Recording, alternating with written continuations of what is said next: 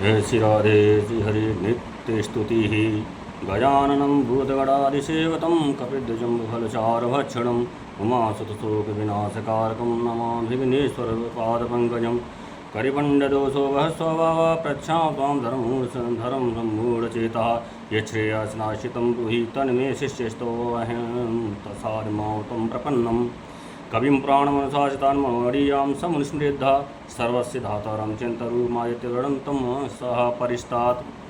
जो गज के मुख वाले हैं, भूत गड़े आदि के द्वारा सेवित हैं, कैत और जामन के फलों का बड़े सुंदर ढंग से भक्षण करने वाले हैं, शोक का विनाश करने वाले हैं और भगवती आपके पुत्र हैं, उन विघ्नेश्वर गणेश जी के चरणों कमलों में मैं प्रणाम करता हूँ। कायरता के दोष से बहुत स्वभाव वाला और धर्म के विषय में मोहितंता वाला मैं आपसे पूछता हूँ कि ही जो निश्चित श्रेय हो ये वह मेरे लिए कहिए। मैं आपका शिष्य हूँ, आपके शरण हुए मेरे को शिक्षा दीजिए। जो सर्व के प्राण शासन करने वाला सूक्ष्म से सूक्ष्म सबका धारण करने वाला, अज्ञान से अत्यंत परे सूर्य की तरह प्रकाश स्वरूप, ऐसे अचिंत स्वरूप का चिंतन करता हूँ।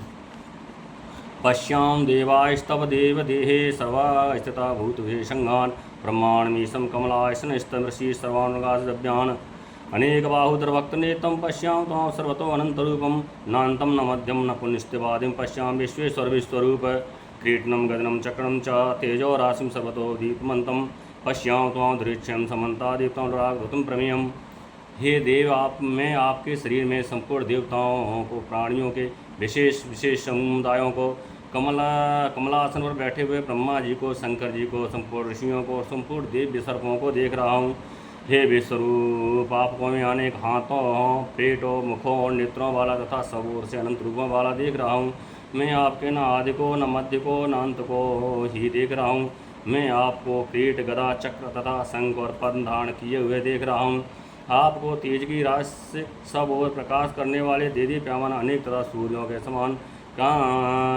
समान कांति वाले नेत्रों के द्वारा कठिनता से देखे जाने योग्य और सब तरफ से अप्रमेय स्वरूप देख रहा हूँ।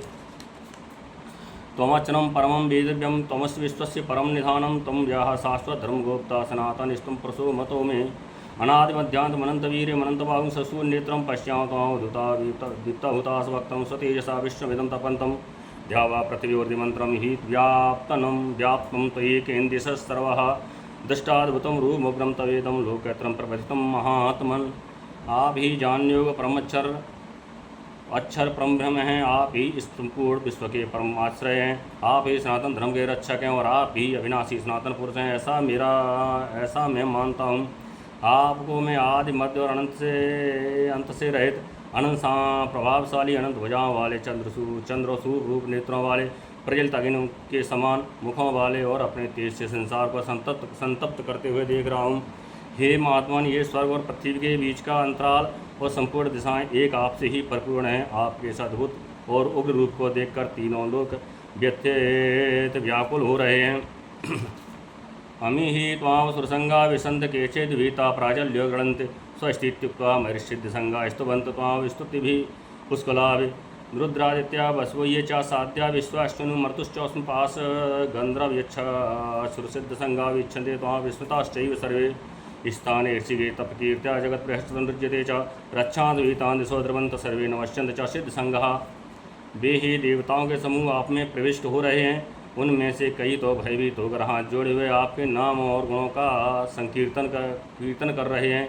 महर्षि और सिद्धों के समुदाय कल्याण हो, मंगल हो, ऐसा कहकर उत्तम स्त्रोतों द्वारा आपकी स्तुति कर रहे हैं।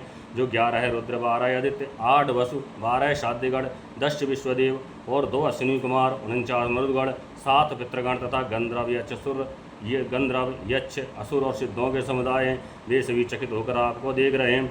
हे अंतर्यामी भगवान, आपके नाम गुण और लीला का कीर्तन करने से संपूर्ण जगत हर्षित हो रहा है और अनुराग प्रेम को प्राप्त हो रहा है।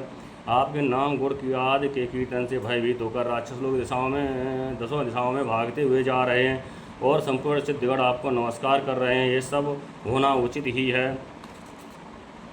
कस्माचत्ते न नवेरन्न महात्मन गरीयसे ब्रह्मणोऽप्यादिकत्रे अनंतदेवे जगन्निवास त्वमच्युतं सतस्तत्परं यत्